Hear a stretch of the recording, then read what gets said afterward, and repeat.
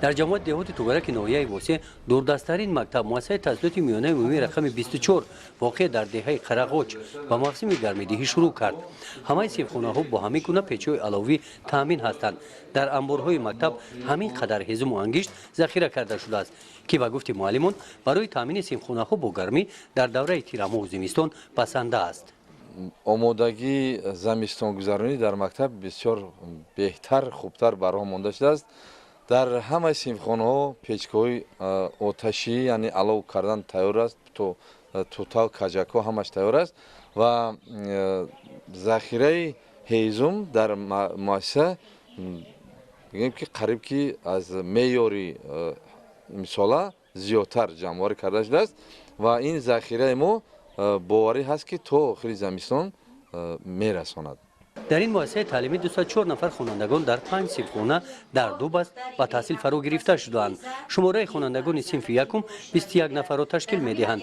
دوره زمستان که خنک است در تامین سوزشواری والدان کودکان هم به مکتب کمک می‌رسانند. تیاری ما برای زمستان امسال خیلی خوب است.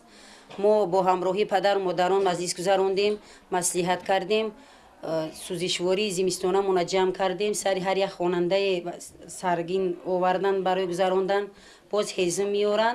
الکی ما از 15 نوامبر پیچکه همون در صنفخانه همون چسباندیم و علاکنی سر کردیم. وقت صنف ما گرم است، خوانندگان با لباس قوس میان، لباسشون به در میکنن. وقتی که صنف گرم است با لباسهای و تنکاشون آزادانه شیشته درس رو گوش میکنن. یعنی میخونه که صنف گرم میشه وقت شوتر؟ البته گرم میشود. ما هم انگیش داریم هم تپک داریم. یک جایه اونها را میاندازیم در پیچکه صنف ما گرم میشود. ما از سوزشواری زمستانه تنقیصی نداریم. بنای این مؤسسه تعلیمی 30 سال پیش از چوب ساخته شده است. سیستم گرمایدهی بوغی خبروهایش همین خیلی نو ایستاده‌اند. اگر گرمخانه مکتب تعمیر کرده شود، سیستم گرمایدهی بوغی کار کرده، صنفخانه‌ها گرم نگاه داشته می‌شوند.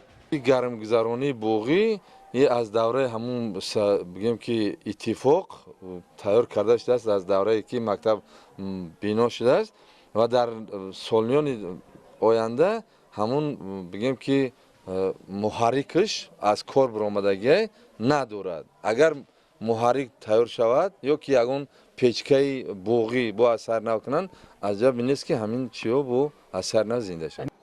در دوره تیرماه و زمستان امساله برای گرم نگاه داشتن صنفخانه‌ها بسیار مکتب‌های ناحیه از سیستم گرمایدهی بوغی استفاده می‌نمایند.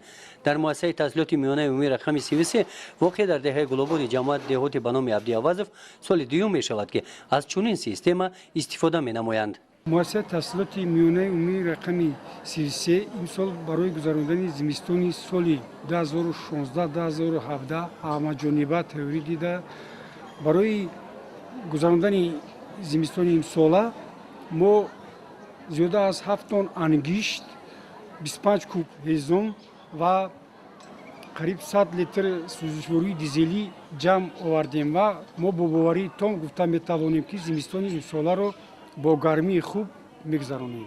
خبرهای گرمایدهی بوغی از همه صنفخانه‌های مکتب می‌گذرند. هوای صنفخانه‌ها دائما معتدل نگاه داشته می‌شوند. گزارش خواجه نظریف خدای نظر ظهوروف از ناحیه واسه برای برنامه اطلاعات نوید.